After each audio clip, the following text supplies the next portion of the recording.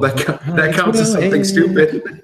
Hello, everybody. Welcome to the Cubist. My name is Bill Corey. I am the Cubist. It's Monday night. Hi. Welcome to my incredibly beige substitute apartment, part deux. For the next few weeks, you get the really boring backdrop of the apartment that I'm staying in while I am on the road. But tonight is going to be a fun one. We have a special guest. Before we introduce her, Alice, we're going to make you wait. We're going to introduce Mr. Patrick Hillier here. Hello, Patrick. How are you? Hey, I am doing great. How are you? I am well. I am well. We also have Alice Davis here with us. Hi, Alice. How are you? I'm good. How are you? I am well. Alice is the designer of 3 games that were signed in 2018, which is very exciting. They were signed between 2016 and 2017, coming out 2017, 2018. Oh, okay. They were signed in 1 year, not this year. Okay, got it. Okay. All right. Well, I want to make sure that if I'm going to brag on your behalf, I do so accurately. I don't want to screw this up. Very good.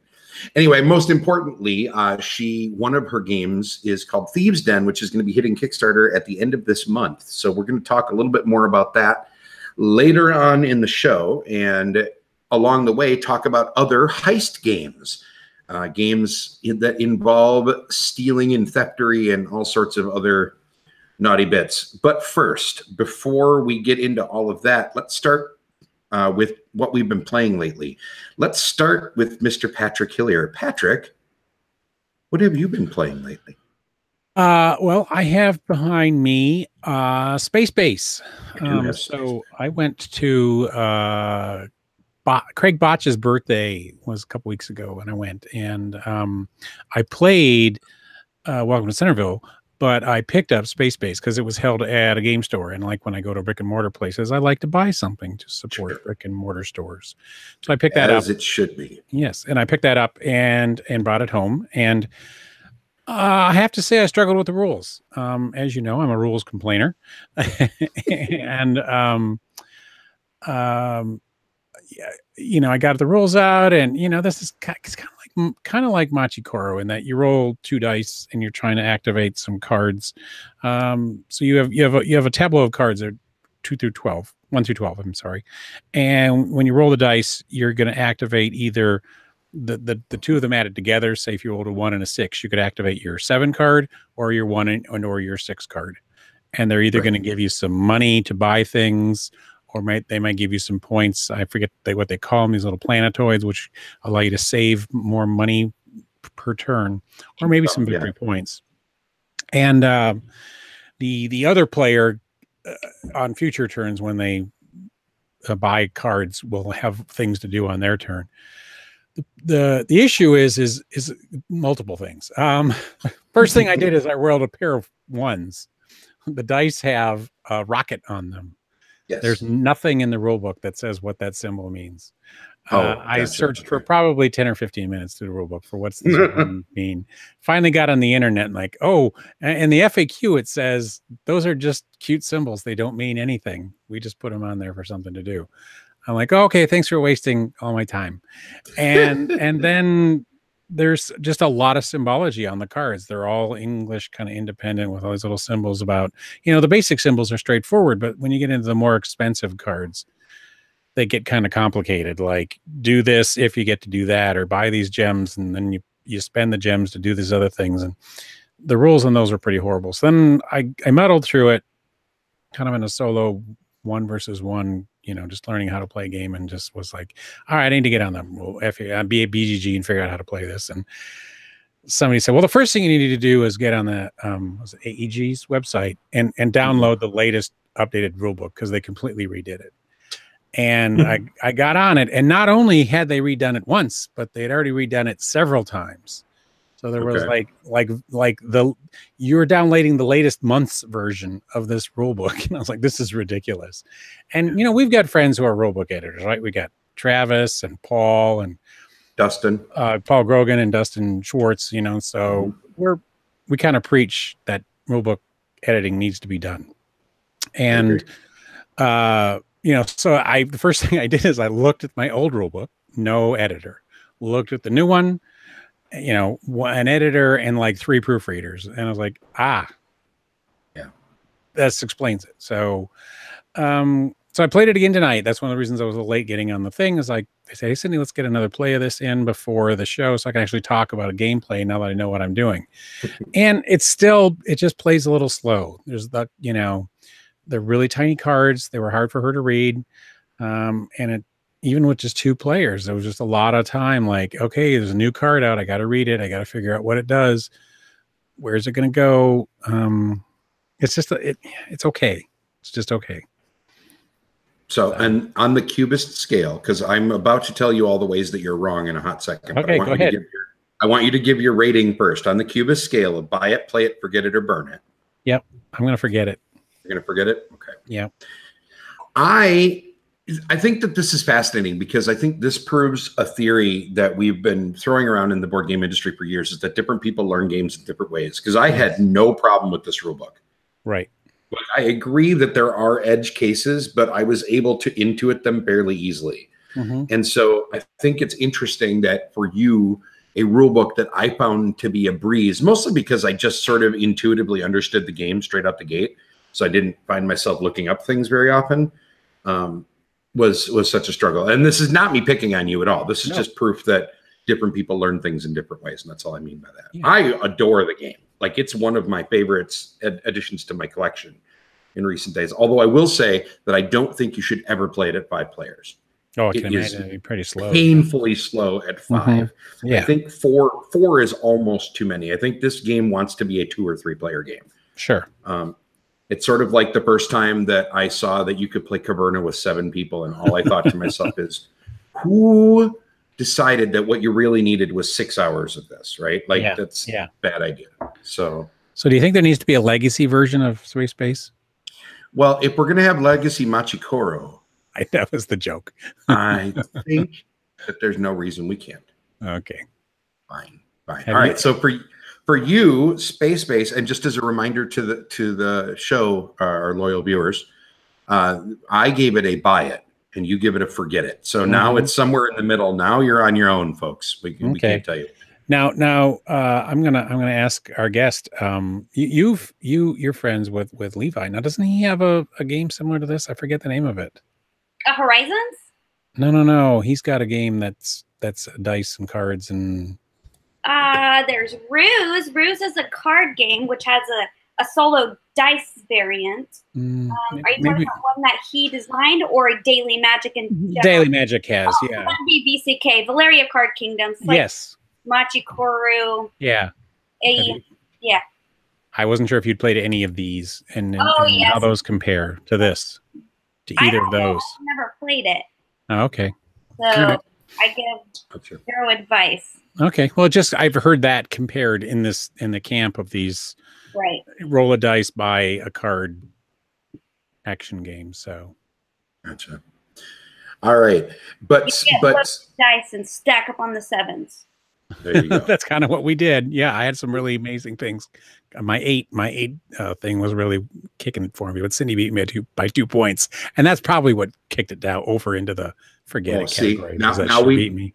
Yeah, I was going to say, now we know why Patrick didn't like the game, because he lost to Cindy. Yeah, good job, Cindy. We're on your team. Dang it! All right, hey Alice, we came dangerously close to having a really awesome segue there, because I heard you bring up Horizons. Yes, but I didn't let her. You didn't let her. Thanks, Patrick. You're the best. Go ahead. Horizons. I've been playing it. I don't own it yet, though. That's all right.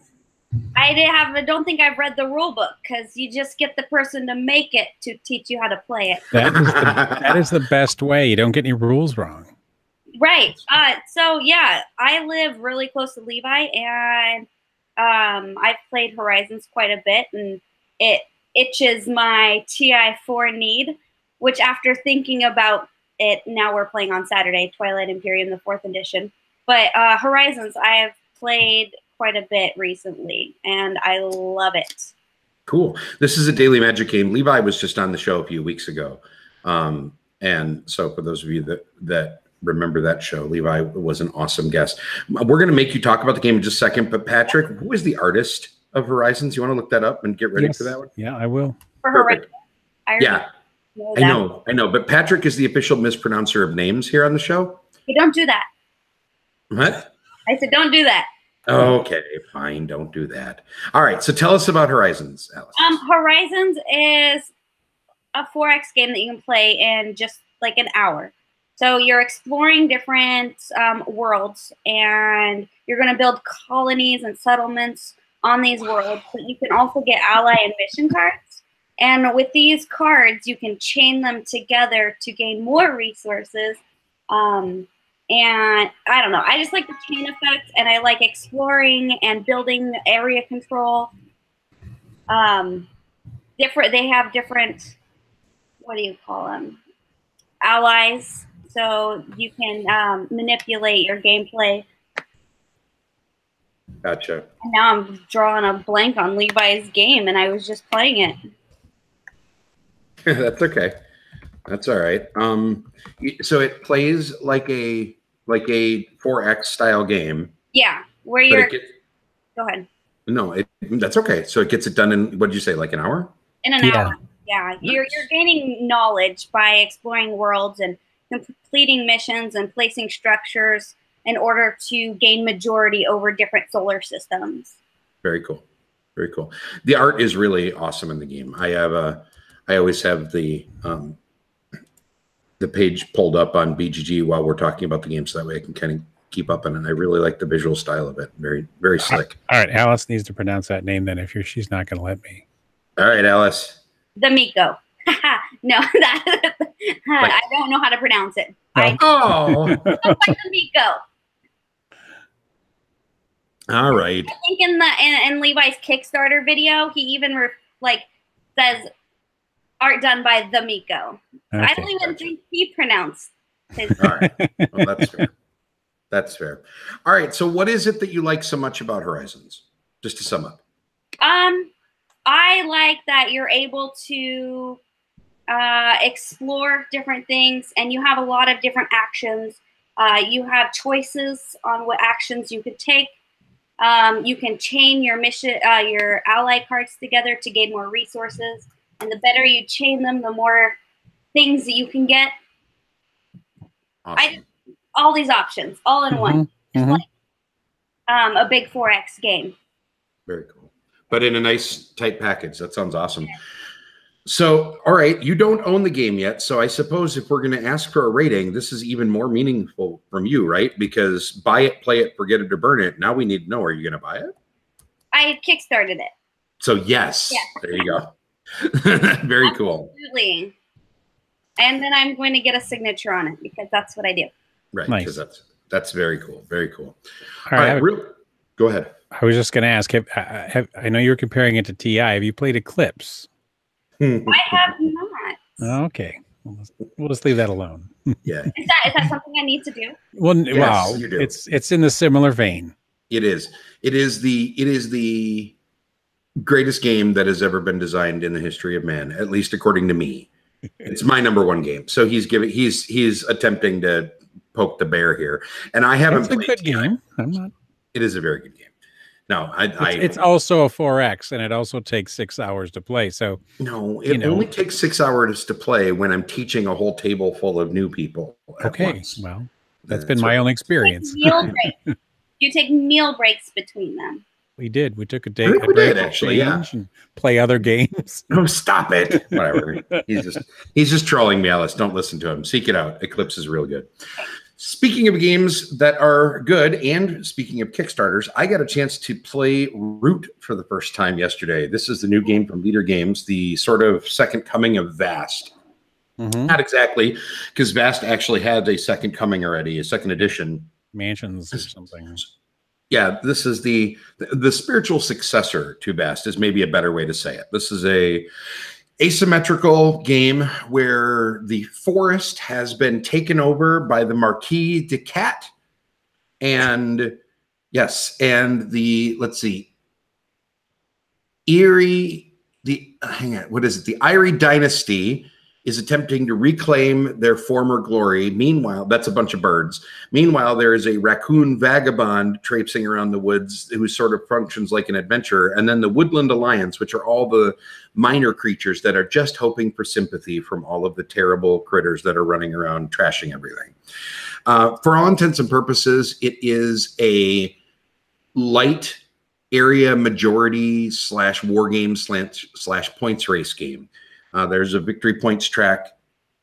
And the idea is that each faction has their own ways to score points. So the cat players score points by building buildings. They're trying to industrialize the entire forest. The Irie or Erie, or however you say that, are trying to build roosts, and the more roosts they can keep on the board at a time, the more points they get. The Vagabond gets points for getting items from other players and for completing quests. And then the Woodland Alliance gets points by getting sympathy, basically, by being there and convincing the other factions that they should be treated better. I am summarizing heavily here, but the biggest differences, I would argue, between Root and Vast, I think the two biggest ones is that in Vast, which I used to own, hint, hint, that should give you a clue here. In Vast, each player position was playing a completely different rule set. There were no rules that were in common between any two player positions. So just because I had played the warrior, I didn't necessarily know anything about how to play the dragon or the goblins or the thief or the cave itself. And that made it really hard to teach. Yeah. In Root, what they've done is there are consistent rules that all the players will follow. It's just that during each segment of the game, they will take slightly different versions of the same actions in order to do things. So everybody learns a common rule set, and then they learn the exceptions that their player position allows them to use in order to do whatever it is that they're going to do to score points. It makes it an easier teach. Having said that, it was still a tough teach. It was less tough than Vast, but we are grading on the curve here. Everything I've taught in the last 2 years was less tough to teach than Vast. Because literally for Vast, all I could do was hand rule sheets to people and say, all right, now we're going to have quiet reading time for 20 minutes while everybody figures out how to play. I'll see y'all in a little bit. Here's a cracker. And really, that's what you had to do to teach Vast, unless you wanted to go player by player and walk around the table, which is inefficient as well. Root is a faster teach than that. It is still not an easy teach, and it has a flaw. I am not going to give it a full rating yet because I need to play it more, but I will say this. They tell you in the rule book that if you don't like learning from the rule book, they're going to give you a walkthrough that you can just sit down and set up. It'll tell you how to set up, and then you do this on turn one, you do this on turn one, and it'll walk you through the first two turns. They don't tell you that that walkthrough only works if you have exactly 4 players at the table. Nowhere does it mention that. And so we got all the way through the walkthrough setup and the first half of turn one and realized that the walkthrough was not usable. And I probably should have noticed that, but didn't catch it because it didn't clearly say that one of the player's positions relied on another player in order to do stuff. And that bothers me a lot. I found that super annoying. So I need to play it more before I give it a real opinion. But I will say that I think it's clever. And I think that if you wanted to like Vast, but couldn't get past the teaching curve, I think that Root is a better option than that. I think it does some interesting stuff. It's also very pretty. Like, it's prettier than Vast. Yeah, I've been seeing tons of pictures, yeah. Yeah, it's a very pretty game. The little animeeples are adorable. It is less setup intensive, I think. It's an easier setup and to get to the table, or at least it seems like it is. It was easier to player pack. I like it. I already can tell you that I'm enjoying it. I just need to play it more before I can give it a full rating. All I can give you is a first impression, and I was annoyed by the walkthrough. So don't fall into that trap. If you're going to use the walkthrough, make sure you have 4 players. 2 questions. So, yeah. The cutesy animals make it look simpler, but it sounds and feels like it's a harder game. Is that a contrast that's going to be a problem? I don't think it's actually that much harder of a game, honestly. I think that it is. BGG is calling it a weight of 3.38. I think that that's overselling it pretty hard. I don't think it's that heavy of a game. That's putting it almost on a level with Through the Ages as far as complexity goes, and it's definitely not that complex. Sure. It's not even close to that. I think that it is a medium weight game, And I think that the art reflects that. I think the problem is going to just be getting up and running. Great. And that's, I think once you're up and running, I think that as people play the game more, if the game ends up with staying power, I think that its complexity level will come down as people get used to it. I just think that the learning curve is giving people the idea that it's more complex than it really is. Right. But but it is not a cutesy game in the way that it plays. It is all about marching around and murdering the hell out of your opponents, right? And stabbing their soldiers in the face repeatedly with your soldiers. So your cats are going to murder birds, and your birds are going to murder little mice, and the mice are going to murder cats every once in a while. That's the thing. And the raccoon will murder everybody. So, I mean, as long as you're okay with that, then yeah. Yeah, it's not Mice and Mystics then. No, that it is not. It is, okay. I think it was described as like a coin light game for people that like coin games. Oh, yeah. That's what I remember hearing about it a long time ago. I have never played one of the coin games, so I'm a bad person to ask about that, but that's what I heard. So, yes. Brandon, occasional co-host of the show, the Arsenio Hall, to my Ed McMahon. Yes, it's a coin and issue game. Yeah. That's a good way to put it. Yes, there is exactly one trash panda, unfortunately, only one. So nice. And he can steal things as if he was committing a heist. In the game. I know, right? That? Did you hear that? Segue. Yes. Anyway, so our main topics, heist games. So I always do a little bit of research before I start the show, and generally, what I do is I start off my little bit of research by doing just sort of a quick search of BGG. Yes. And in this case, heist games isn't really a category, right? Like there isn't a category of heist games in BGG. So it was a little bit more challenging. But I started thinking about games that I thought of as heist games, and I started to look for common threads. So we have, as we talked about, Alice's new game, Thieves Den, coming out next year from Daily Magic Games. Yay, Alice. The other games that I think of in this realm, the first three that popped into my head were Colt Express, Cash and Guns, and Android Infiltration, followed closely by Burgle Brothers. Burgle Brothers is the highest rated of those four, but I haven't played it. Oh, yeah, definitely. So I couldn't find my copy, otherwise it'd be sitting right there. Gotcha.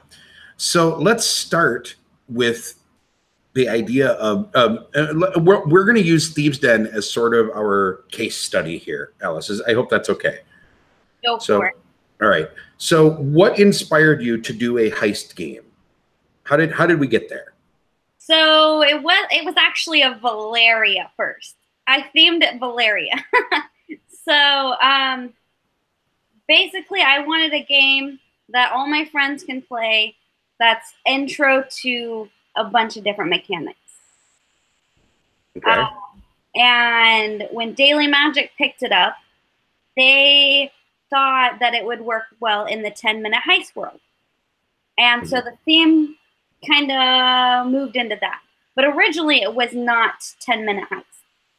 But it had that feel of the heist where you're taking stuff from people and selling them to ships is what it was originally. Okay. Where is 10-minute heist? I have it. Okay. This one here. Mm-hmm. Yeah. So in a 10-minute heist, you're in a wizard's tower and you're going down the tower stealing different things. And so this is kind of, it keeps going on that theme where you're stealing stuff from different locations and selling them to fences. But basically, I didn't theme it. Okay. So you built a game and then it became a heist game. It became a heist game. Very cool. Okay. So that's interesting because and this is just proof that we don't bet a lot of this stuff ahead of time on the show, which I'm sure anybody that's been watching the show for any length of time can tell from how I move around and stuff. So my original thought on how I was going to approach this episode, Alice, was to be like, cool. So you made a heist game, and then and you're telling me you didn't make a heist game. You just made a game that turned into a heist game. I did. I made a game where you're taking resources from different locations, and you were selling them to ships of Valeria.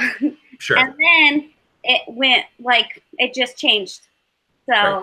So you did make a heist game, you just didn't realize it? Yeah, apparently, I guess. All right, that's kind of cool. Kind of a heisty game, but it's more of a heist game now after more development. But originally, it wasn't really.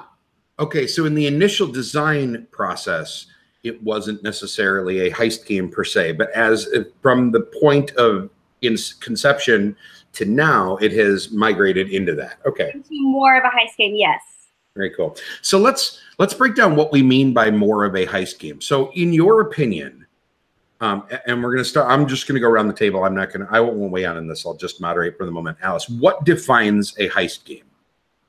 Stealing stuff from another player. Okay. Okay. So taking things from each other specifically for you. Correct. Okay. Whether it be a resource or an item, something. Okay. That contributes to gameplay. So that will manipulate gameplay in some way. Interesting. Okay. And Patrick, how about you? What do you think? What makes a heist game? I guess when we were talking things about more like Burgle Brothers, I was picturing, you're recreating a heist, not necessarily the stealing of things from other players. That's still a heist game. So you've got the cash and guns where you're stealing from each other by holding up the guns. Yep. But I have other things in this category where you're grabbing something and you're stealing something and just trying to get away, which is why I threw like the Adventurers out, or Adventurers. That's a good which is like Indiana Jones, or Colt Express, which is a heist where you're just like stealing from each other. You're trying to get the bag of gold, and you're doing the programming thing, and it still feels like this bank robbery, I guess, is what I'm picturing it as. Whereas I started to think of things like some of the hidden role games, not hidden role. What's the one? Social deduction games, your favorite? No, the many against one games. Okay. Spectre Ops. I was like, is that a heist game or not? You got guys infiltrating in. Yeah, and kind of borders that, but is it or isn't it? I don't know. There's really, because it's not really defined, right? It's not a BGG category, so it was hard to define it. First off, the chat, Alice, I don't know if you've seen this, but has been yelling at you for a while. So we'll just acknowledge them and say, hello, chat room. Specifically, Randy has been hoping for an acknowledgement and was very sad and was on. I had to scold him mildly for spamming a minute ago. Hi, Randy. You're amazing. He's sitting with my partner, Matthew, and the kid. So well, then we don't care. Get out of here, Randy. All right. Ben in the chat asked whether Adventurers Temple of Chak fits the genre, and I would say absolutely. It's on Patrick's shelf, and I think because it's all about it's pulling off a heist, right? Like you're running through a building, grabbing stuff, and stealing it. That makes perfect sense. Yeah, that's Indiana Jones, the board game, right? You steal the magic idol when you're trying to get out. Sure, and that's essentially a heist. That makes sense. Yeah. I think that heist games to me are like a feeling, right? It's more like, okay, I'm trying to get away with something. I think that's the way that I look at it. You're trying to pull something off, right?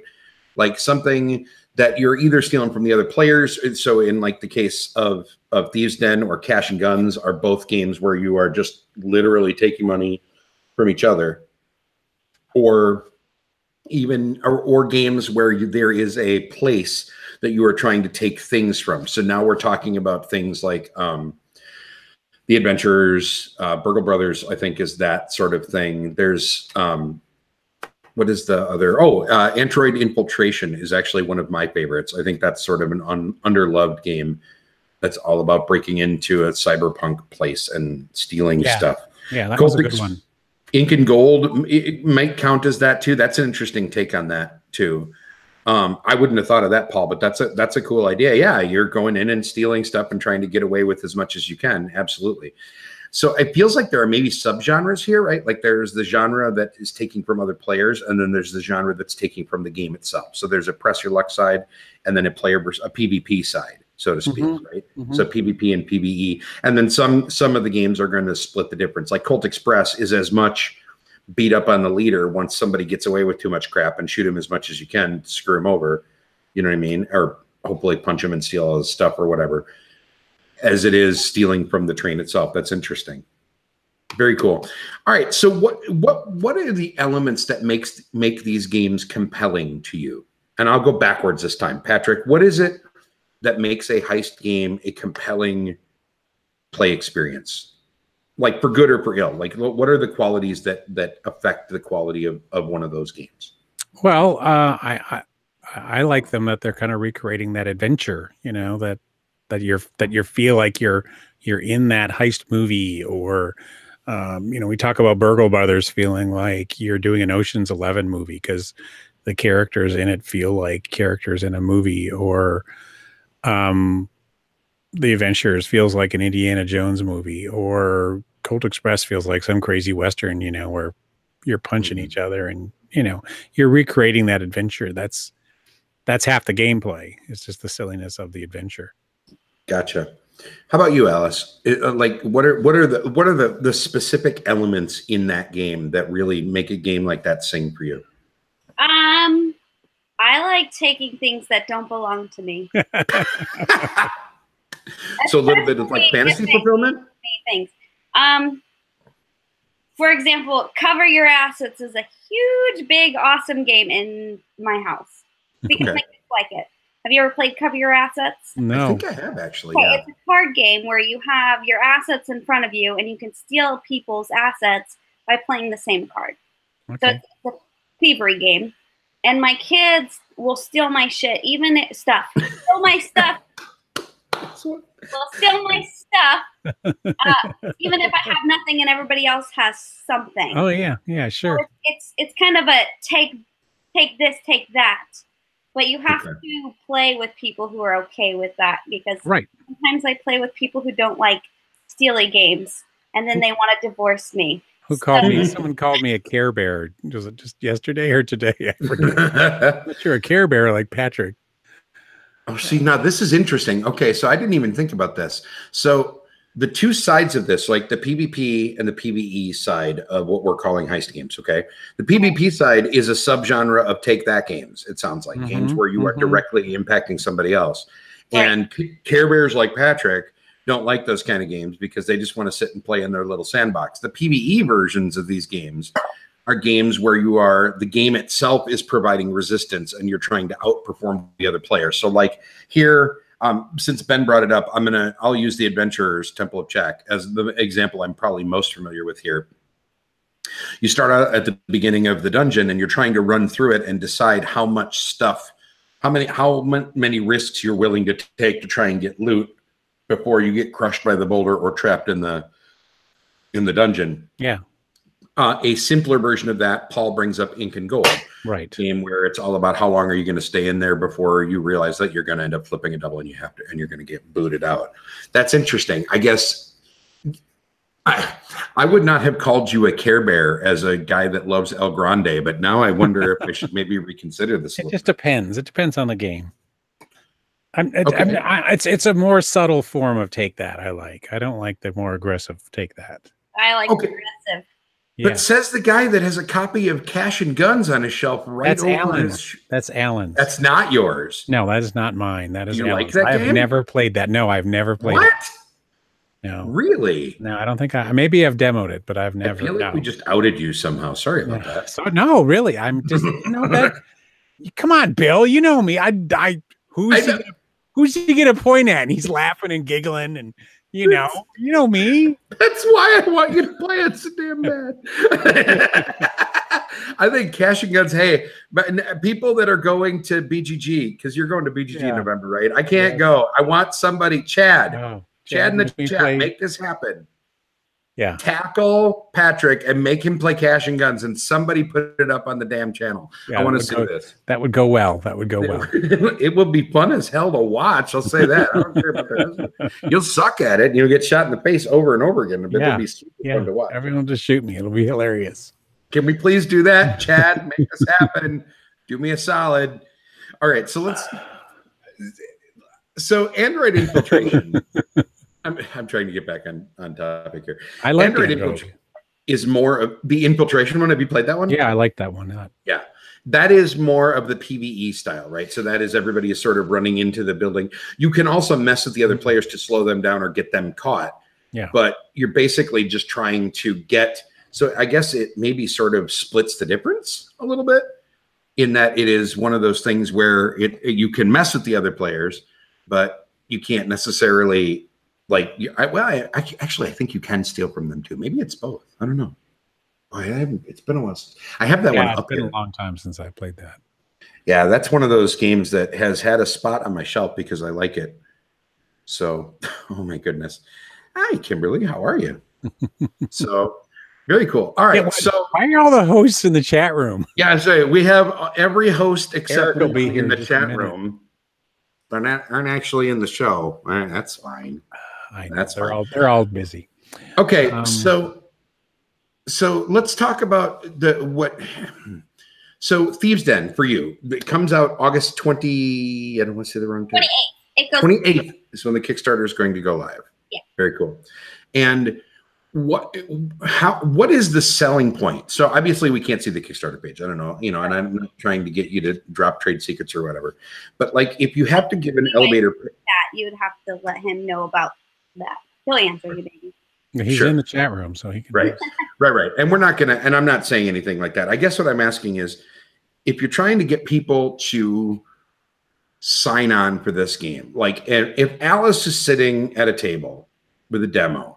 And people say, "Give me 2 minutes." How does this game work in 2 minutes? What do you tell them?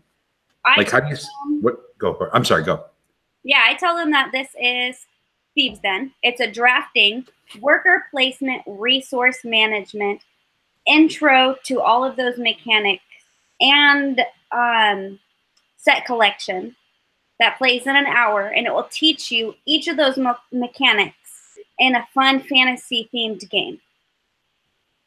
Okay. So it's an intro to all those themes.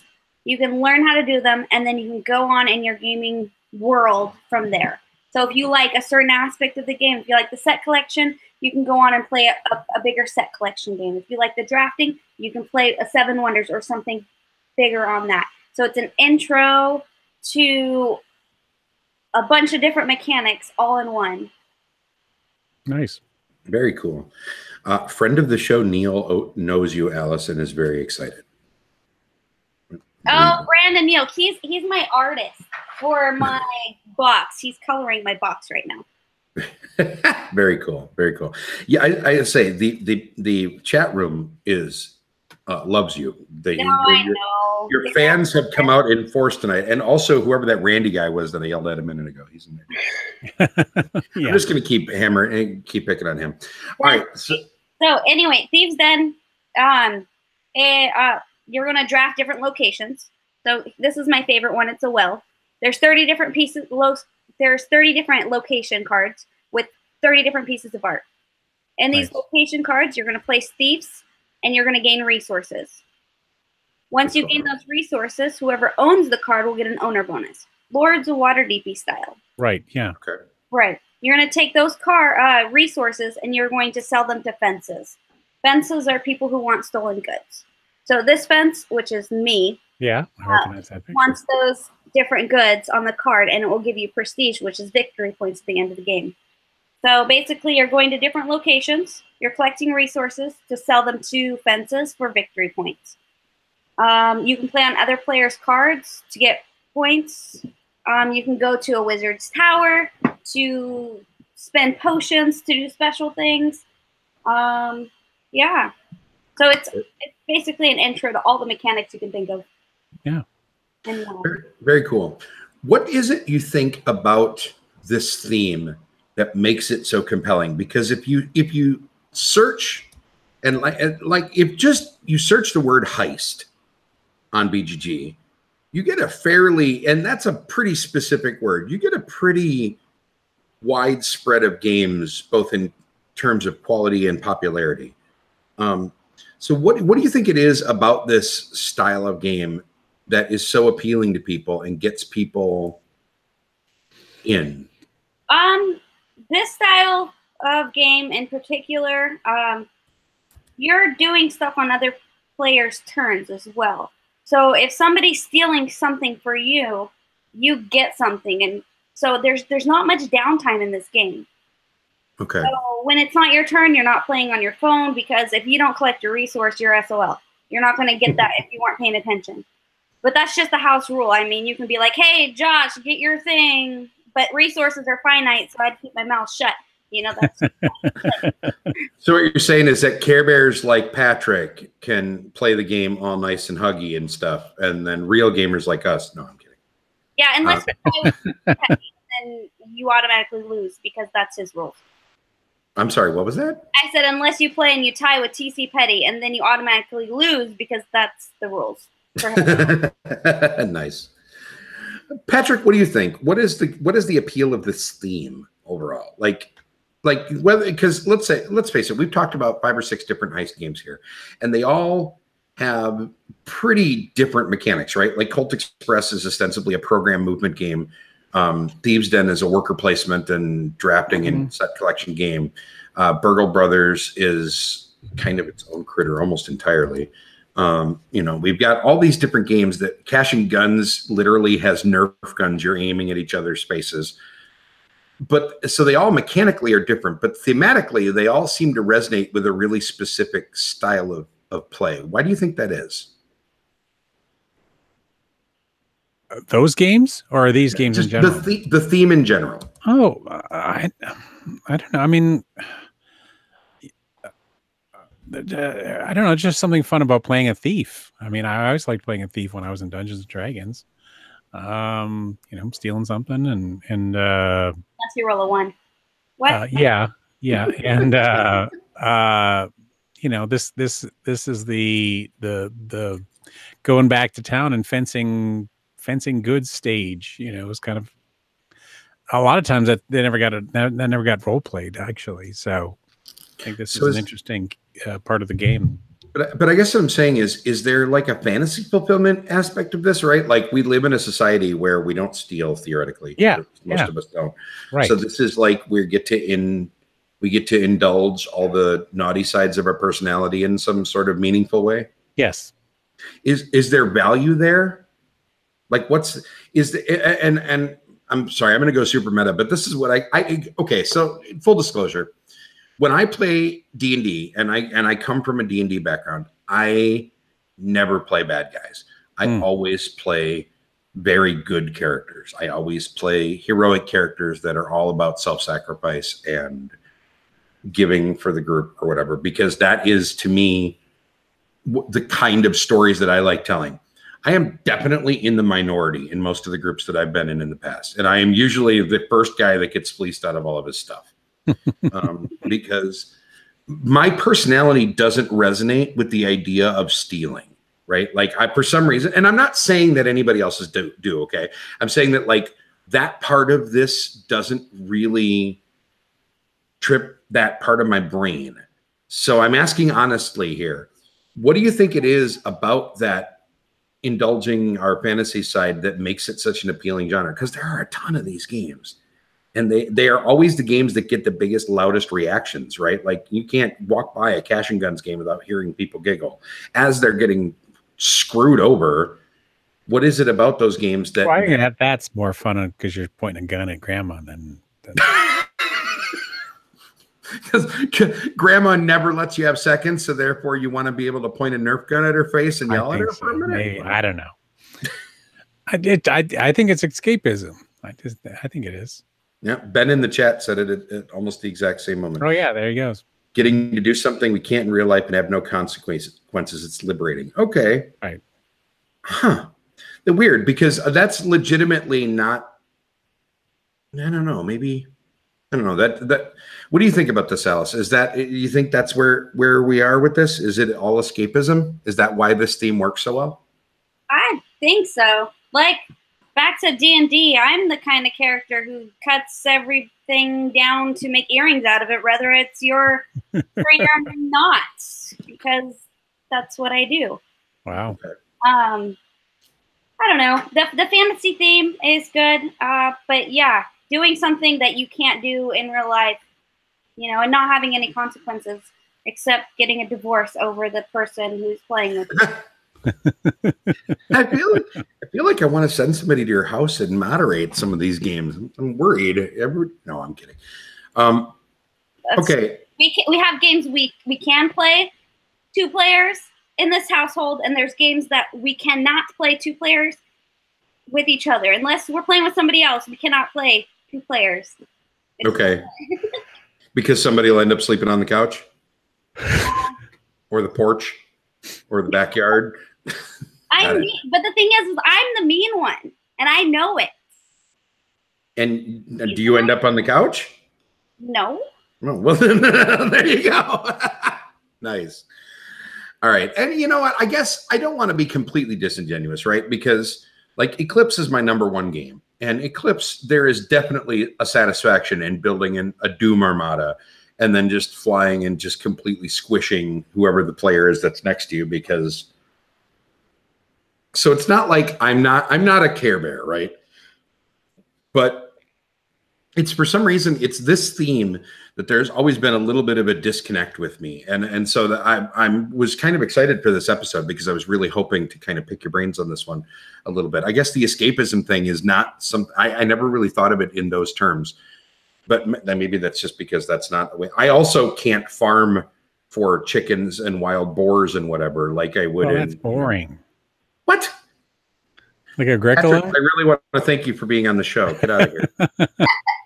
No. It's at or Agricola. Yeah, don't be hating on my farming games, damn it. Just don't play with vegetarians. I'm not a vegetarian, but the only time I've ever played that game was with vegetarians, so it wasn't that fun. Oh, did they just get animals? They just got sad that you couldn't, that they would never eat the animals, and when you did they scowl at you? Yeah. No. Anyway, carry on. I love that that's a thing. I would have never thought of that as vegetarians won't play. That's amazing. There's a 12-year-old girl too that scowled at me. Yeah, I got picked on. That's amazing.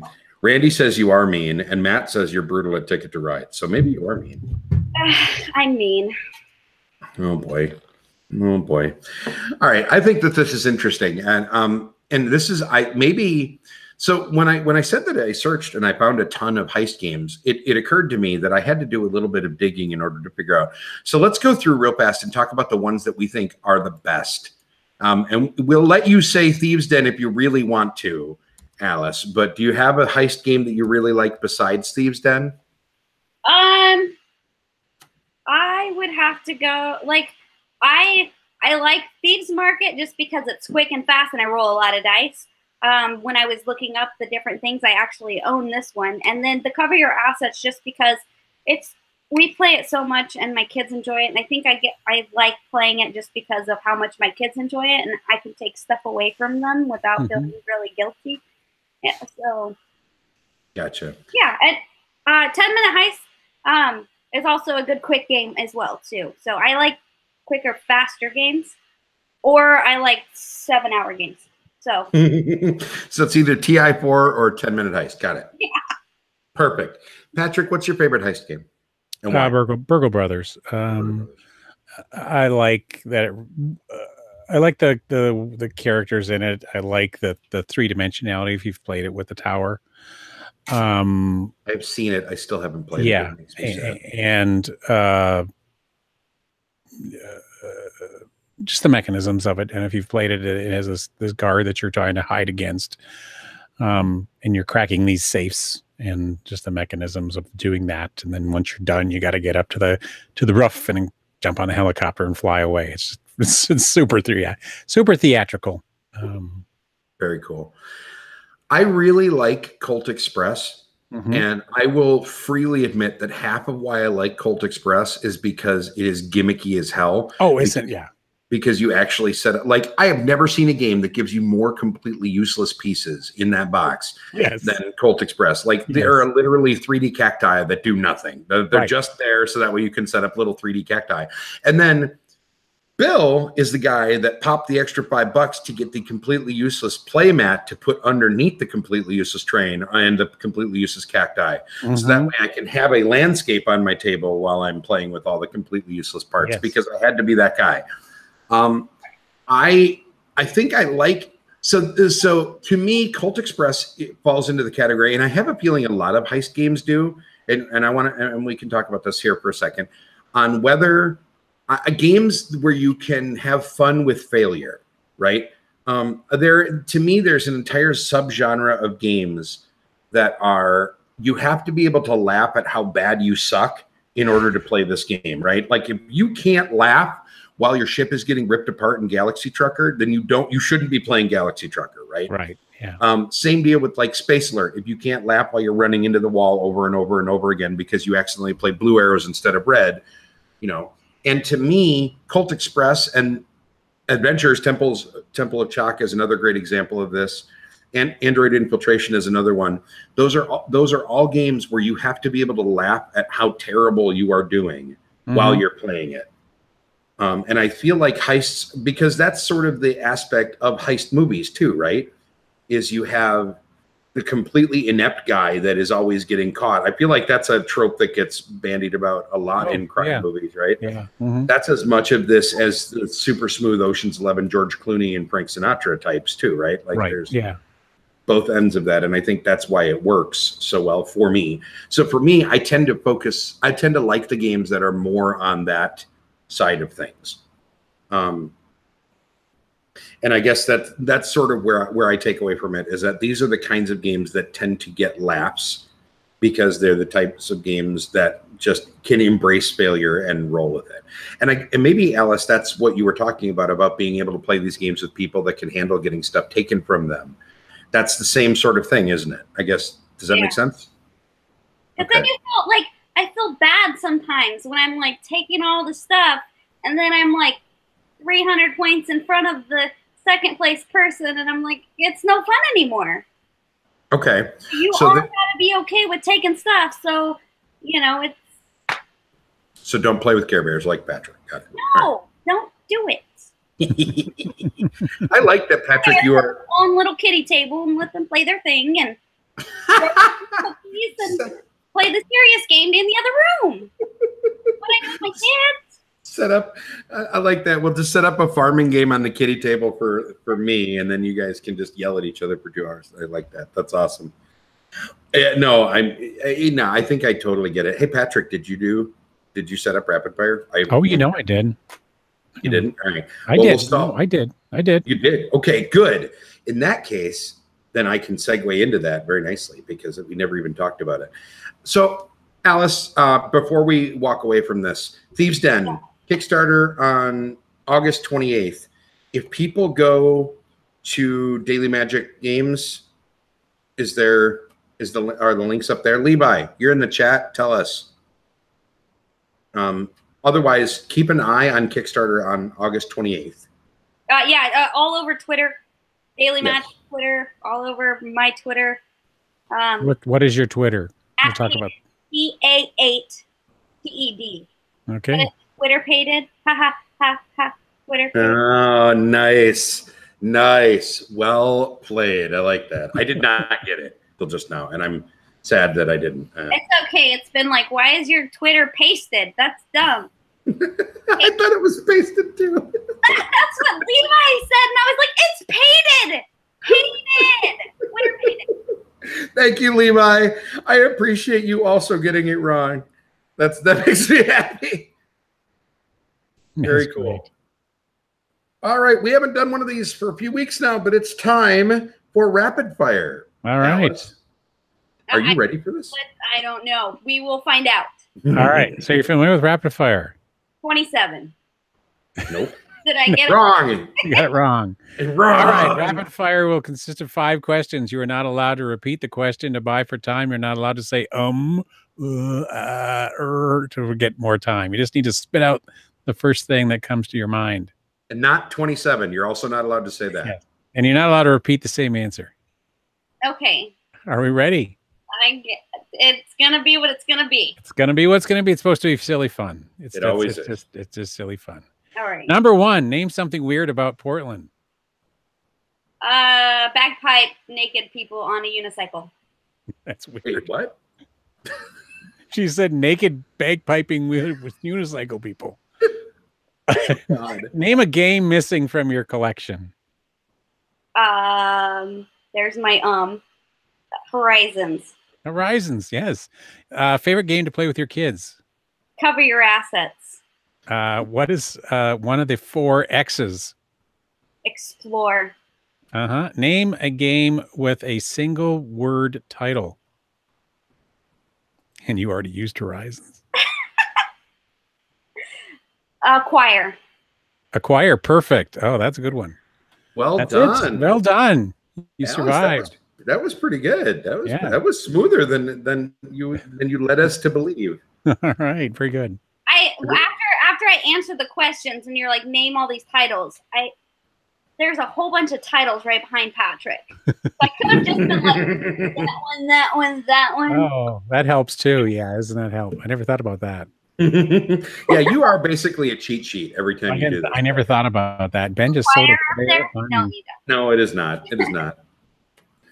Alice, we're going to do this one last time. Quick batch of plugs. If people want to find out more about the stuff that you are doing, including your many signed games that are going to be published all over the creation over the span of this year and next, where would you tell them to look? Go to my Twitter page. You'll find all the links you need. At Pasted, right? That's what it is. PA8TED. Yay. There you go. Hang on. We'll focus on that. There you go. Very cool. I like that you have an official designer shirt. That's very slick. Dude, it cost me like $12 whole. Holy cow. Oh, that's like 2 coffees, man. Oh my goodness. Wow. You live in an expensive part of the world when 2 coffees for $12. Yikes. I'm an addict. Gotcha. Very good. Can we go back for just a second? Can we please?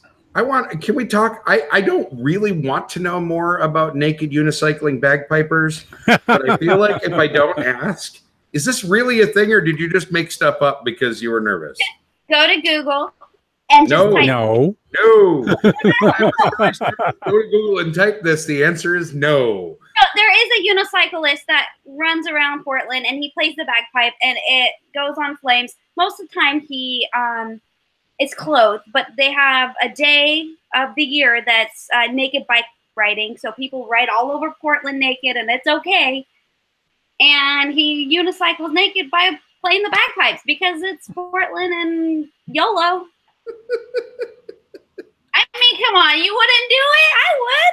I would absolutely not do that. I don't know how to play bagpipes, so yeah, that's the part that would fail you. That's the one part I would do. I would just randomly blow into a set of bagpipes. I don't have a problem with that. I just feel like the death that would come my way from the unicycle and the naked part would be terrible. Well, yeah, we'll go there too. Yeah, that's what I'm saying. I don't think I'd have a problem with that. With the naked or the unicycle or the bagpipes or the flame? I don't think I could do any of it. I would. I don't think I have the coordination for unicycling either. So yeah, that's. If it bothers you, that's your problem, I guess. It is definitely my problem. I need one of those old people tricycles that I can do. Also, there are logistic aspects of me riding a unicycle. We'll stop there. Patrick, all right, save me from this terrible rabbit hole I tried to dive down. Help. I can be fully clothed playing a trombone, riding a tricycle in Kettering. God damn it. At over the hill here. Yes, you are. You are also not always fully clothed. Hey, one time. There may or may not have been a cold in my basement. I am wearing 2 purple things. He has to wear extra shirts. Oh, one of them. A Punchboard Media shirt. I only have a button. He does have a Punchboard Media shirt. He is wearing that because the Cubist is a proud member of Punchboard Media, where we all bring something to the table. That was less muttery than usual. Yeah, that was That's great. Exciting. That's better. So you can find the show. The easiest way to find the show right now, ladies and gentlemen, is at punchboardmedia.com. Thecubistpodcast.com is sort of on temporary hiatus because I am under a ridiculous work schedule and just straight up haven't had time to moderate the. Yeah, there you go. Brandon and Thomas are mumbling in the chat room on our behalf. So thank you for that, jerks.